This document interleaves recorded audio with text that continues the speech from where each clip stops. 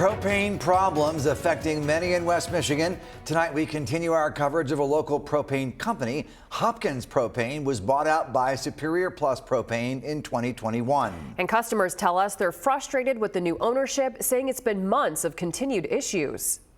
And I said, you know, your tank's been sitting out since November. Can somebody please pick it up?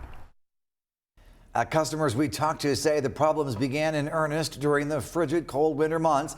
One local family says they had to go without propane for an extended period of time in sub-freezing temperatures. And while some have switched to a different company entirely, others say they're still frustrated.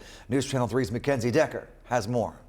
Jerry Brinks has been a customer of Hopkins Propane for nearly 10 years. They used to be really good. They came in a week and they filled it up. I had no problem with them. Hopkins Propane was previously bought out by Superior Plus Propane back in 2021. Brinks says he used to have a very good experience with Hopkins. He says the company was always good with communication, sometimes even reaching out to him for refills. It was only this past year when Brinks says he saw a shift in service. I get a bill in the mail for $100 for rental.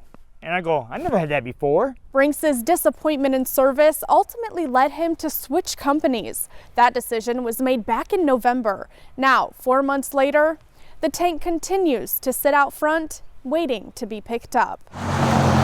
Brinks says the $100 rental fee continued over the course of 3 months, even though he was no longer using the company's services. They kept sending me that bill and I finally called them. I called them 6 times to pick up their tank. And they said, we'll put a paper in for it. I bet they got a stack of paper this high. I stopped by the company Wednesday and they told me there are steps in place to actively improve services. A statement was also provided by Superior Plus, saying in part, tank removals are weather dependent. Although the danger of winter weather conditions is over, to avoid yard damage in some cases, we must now wait until the ground is firm enough to safely drive on.